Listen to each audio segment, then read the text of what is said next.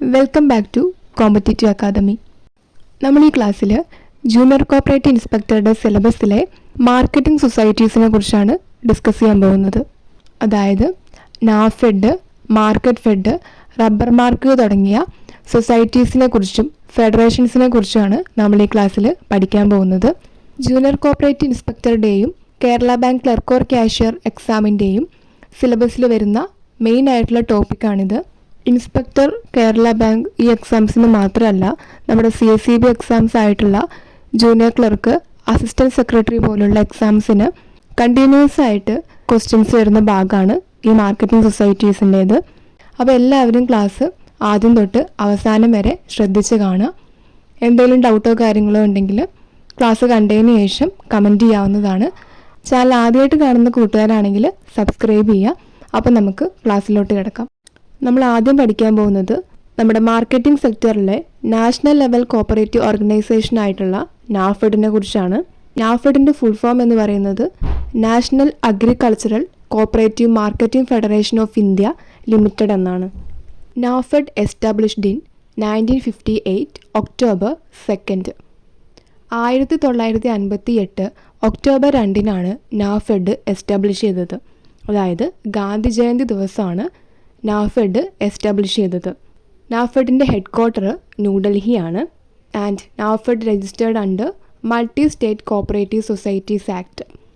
അപ്പോൾ multi state cooperative societies act പ്രകാരം 1958 October 2 ന്യൂഡൽഹിയിൽ എസ്റ്റാബ്ലിഷ് ചെയ്ത ഒരു നാഷണൽ ലെവൽ മാർക്കറ്റിംഗ് കോപ്പറേറ്റീവ് ഓർഗനൈസേഷനാണ് നാഫെഡ്.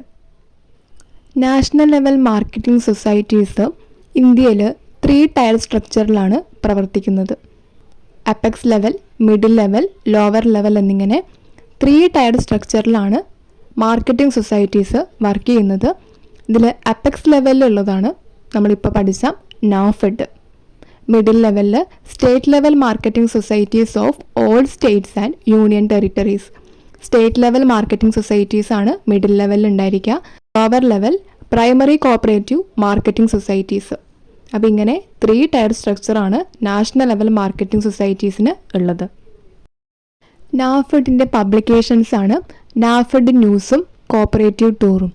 അപ്പോൾ നാഫെഡിൻ്റെ പബ്ലിക്കേഷൻസ് ഏതൊക്കെയാണെന്ന് ചോദിച്ചാൽ നാഫെഡ് ന്യൂസ്, കോപ്പറേറ്റീവ് ടൂർ. നാഫെഡിൻ്റെ സ്ലോഗൻ എംപവറിംഗ് ഫാമേഴ്സ് എന്നാണ്. Slogan of NAFED empowering farmers. നാഫെഡിൻ്റെ മാനേജ്മെൻറ്റ് ബോർഡ് ഓഫ് ഡയറക്ടേഴ്സിലാണ് വെസ്റ്റ് ചെയ്തിരിക്കുന്നത്. അപ്പോൾ മാനേജ്മെൻറ്റ് ബോർഡ് ഓഫ് ഡയറക്ടേഴ്സാണ്. അതിൽ ചെയർമാനും ഉണ്ടായിരിക്കും, അതേപോലെ ചീഫ് എക്സിക്യൂട്ടീവ് ഓഫീസറായിട്ടുള്ള മാനേജിംഗ് ഡയറക്ടറും ഉണ്ടായിരിക്കും. അപ്പോൾ ഇവിടെ പഠിക്കേണ്ട വേറൊരു പോയിന്റ് എന്ന് പറയുന്നത് നാഫെഡിൻ്റെ ചീഫ് എക്സിക്യൂട്ടീവ് ഓഫീസർ ആരായിരിക്കുമെന്ന് ചോദിച്ചാൽ മാനേജിംഗ് ഡയറക്ടർ ആയിരിക്കും.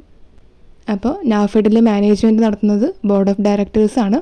അതിൽ ചെയർമാനും ഉണ്ടായിരിക്കും, മാനേജിംഗ് ഡയറക്ടറും ഉണ്ടായിരിക്കും. ഇനി നാഫെഡിന് 2 സ്റ്റാൻഡിംഗ് കമ്മിറ്റീസാണുള്ളത്, executive committee and business committee. നാഫെഡിന് ദുബായിലൊരു ഫോറിൻ ടെർമിനൽ ഉണ്ട്. അതേപോലെ നാഫെഡിൻ്റെ ബയോ ഫെർട്ടിലൈസർ പ്ലാന്റ് മധ്യപ്രദേശിലെ ഇൻഡോറിലാണ് സിറ്റുവേറ്റ് ചെയ്യുന്നത്. അപ്പോൾ നാഫെഡിൻ്റെ ഫോറിൻ ടെർമിനൽ ദുബായിലും ബയോ ഫെർട്ടിലൈസർ പ്ലാന്റ് മധ്യപ്രദേശിലെ ഇൻഡോറിലും. നമ്മൾ ICAനെ കുറിച്ച് പഠിച്ചിട്ടുണ്ടായിരുന്നു, ഇൻ്റർനാഷണൽ കോപ്പറേറ്റീവ് അലയൻസ്. ഈ ICAയിലെ ഒരു മെമ്പറാണ് നാഫെഡും. അപ്പോൾ NAFED is a member of ICA. ഇനി നമ്മൾ നാഫെഡിൻ്റെ മെമ്പർഷിപ്പിനെ കുറിച്ചാണ് പഠിക്കാൻ പോകുന്നത്. സ്റ്റേറ്റ് ലെവൽ മാർക്കറ്റിംഗ് ഫെഡറേഷൻസിന് നാഫെഡിൽ മെമ്പർ ആവാം. State level tribal and commodity ഫെഡറേഷന് മെമ്പർ ആകാം. Primary marketing societies, NCCF, government of India, ഇവർക്കൊക്കെ നാഫെഡിൽ മെമ്പർഷിപ്പ് കിട്ടുന്നതായിരിക്കും. അപ്പോൾ state level marketing federations, state level tribal and commodity federation, primary marketing societies, primary processing societies, NCCF, government of India, ഇവർക്കൊക്കെ നാഫെഡിൽ membership കിട്ടും. Price supporting scheme, PSF, MIS ഇതൊക്കെ നാഫെഡുമായി relate ചെയ്തിട്ടുള്ള ടേമാണ്. Nodal agency for implementing price supporting scheme അല്ലെങ്കിൽ PSS എന്ന് ചോദിച്ചാൽ ആൻസർ എഴുതേണ്ടത് നാഫെഡാണ്. അപ്പോൾ ഇത്രയും കാര്യങ്ങൾ ഇവിടെ ഓർത്ത് വയ്ക്കുക. അപ്പോൾ നമ്മൾ national level apex marketing society ആയിട്ടുള്ള നാഫെഡിനെ കുറിച്ചാണ് പഠിച്ചത്. ഇനി നമുക്ക് നമ്മുടെ കേരളത്തിലെ അപ്പെക്സ് മാർക്കറ്റിംഗ് സൊസൈറ്റി ആയിട്ടുള്ള മാർക്കറ്റ് ഫെഡിനെ കുറിച്ചാണ് പഠിക്കാനുള്ളത്. നമ്മുടെ കേരളത്തിൽ മാർക്കറ്റിംഗ് സൊസൈറ്റീസ് 2 ടയർ സ്ട്രക്ചറിലാണ് പ്രവർത്തിക്കുന്നത്. അപ്പെക്സ് ലെവലിൽ market fed, rubber mark. Primary ലെവലിൽ primary level cooperative marketing societies. അപ്പോൾ കേരളത്തിൽ മാർക്കറ്റിംഗ് സൊസൈറ്റീസ് 2 ടയറിലാണ് പ്രവർത്തിക്കുന്നത്.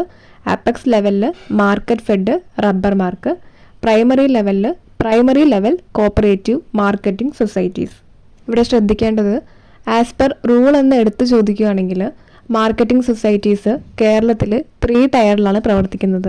റൂളിൽ അമെൻമെൻ്റ് ഒന്നും വരാത്തിടത്തോളം കാലം നമ്മൾ 3 ടയറാണ് എഴുതേണ്ടത്. പക്ഷെ നിലവിൽ റൂൾ എടുത്ത് ചോദിച്ചു കഴിഞ്ഞാൽ നമ്മൾ 3യും, അല്ലാതെ ചോദിക്കുകയാണെങ്കിൽ 2വുമാണ് എഴുതേണ്ടത്.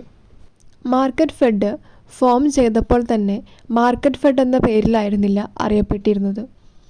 1942 ഫോം ചെയ്യുന്ന സമയത്ത് ഇത് Malabar district wholesale cooperative store എന്ന പേരിലായിരുന്നു അറിയപ്പെട്ടിരുന്നത്. പിന്നീട് കാലക്രമേണയാണ് ഇത് മാർക്കറ്റ് ഫെഡ് എന്ന പേരിൽ അറിയപ്പെട്ടത്. അപ്പോൾ ഈ മാർക്കറ്റ് ഫെഡിൻ്റെ ഒറിജിൻ ആൻഡ് ഡെവലപ്മെൻറ്റിനെ കുറിച്ചാണ് നമ്മളിനി നോക്കാൻ പോകുന്നത്.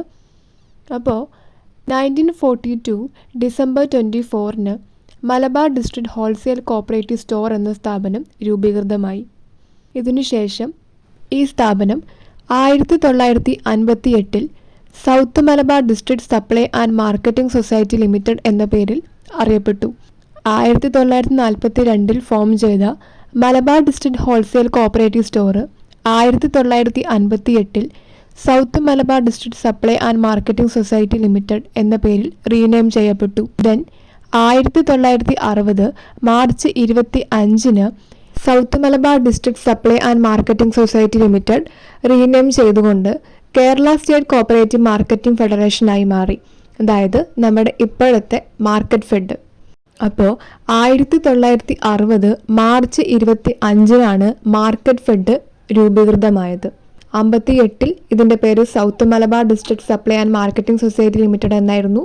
ഇതിനു മുന്നേ 1942 Malabar district wholesale cooperative store എന്നായിരുന്നു ഇതറിയപ്പെട്ടിരുന്നത്. അപ്പോൾ ഇത്രയും കാര്യങ്ങൾ ഓർത്തു വയ്ക്കുക. Apex institution of the marketing cooperatives in Kerala എന്ന് ചോദിച്ചാൽ അതിൻ്റെ ആൻസർ മാർക്കറ്റ് ഫെഡാണ്. നമ്മുടെ കേരളത്തിലെ മാർക്കറ്റിംഗ് കോപ്പറേറ്റീവ്സിൻ്റെ അപ്പെക്സ് ഇൻസ്റ്റിറ്റ്യൂഷനാണ് മാർക്കറ്റ് ഫെഡ്.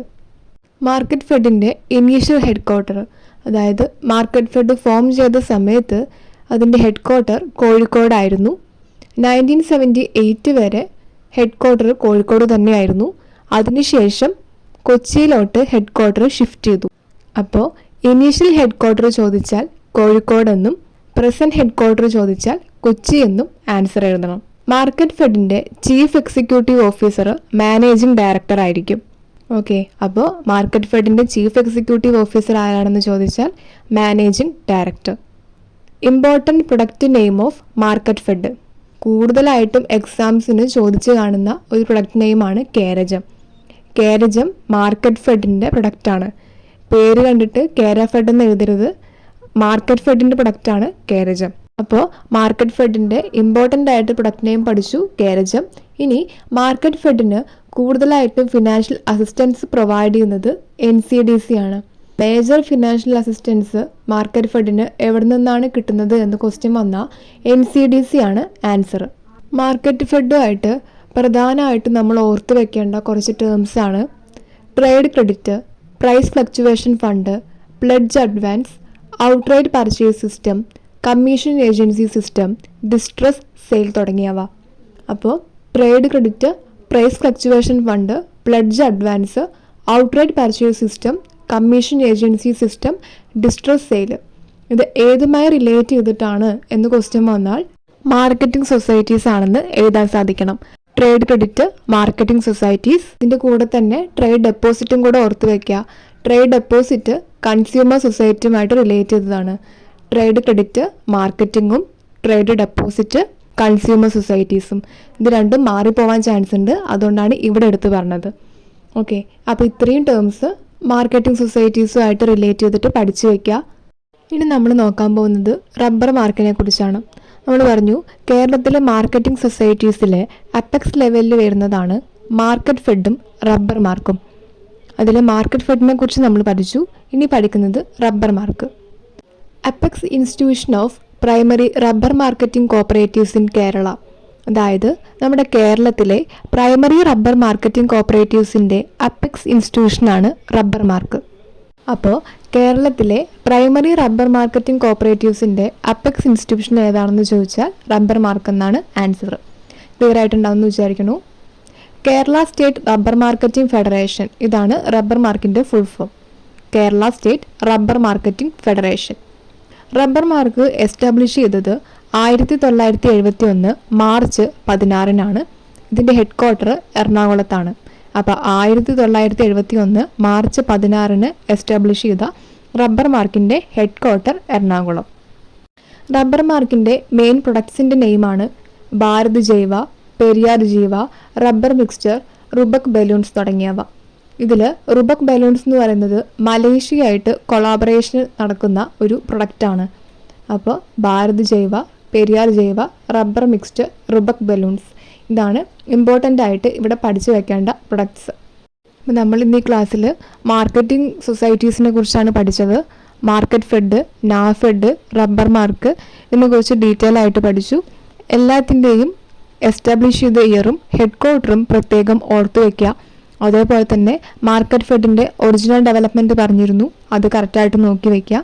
അപ്പോൾ എല്ലാവർക്കും ക്ലാസ് യൂസ്ഫുൾ ആയിട്ടുണ്ടാവുമെന്ന് വിചാരിക്കുന്നു. CSEB എക്സാംസിന് ചോദിക്കുന്ന മാത്സിൻ്റെ റീസണിങ് പ്രോബ്ലംസ് ഷോർട്സിൽ കൊടുക്കുന്നുണ്ട്. നമുക്കിപ്പോൾ കൂടുതലും റീസണിങ് ഭാഗത്തുനിന്ന്, അതായത് പാറ്റേൺ രൂപത്തിലും റിലേഷൻ ടൈപ്പൊക്കെയാണ് കൂടുതലായിട്ടും ചോദിക്കുന്നത്. അപ്പോൾ അത് ഷോർട്സ് ആയിട്ട് ഞാൻ അപ്ലോഡ് ചെയ്യുന്നുണ്ട്. അപ്പോൾ കാണാത്തവരുണ്ടെങ്കിൽ അത് നോക്കുക. കമ്മ്യൂണിറ്റി ടാബിൽ പോൾസ് പോലെ നമുക്ക് എക്സാംസിന് ചോദിക്കുന്ന PYQലെ ക്വസ്റ്റ്യൻസ് ഇടുന്നുണ്ട്. അപ്പോൾ ഇതെല്ലാം എല്ലാവരും നോക്കുക. അപ്പോൾ ഓക്കെ, ചാനൽ ആദ്യമായിട്ട് കാണുന്നവരാണെങ്കിൽ സബ്സ്ക്രൈബ് ചെയ്യുക. Thank you.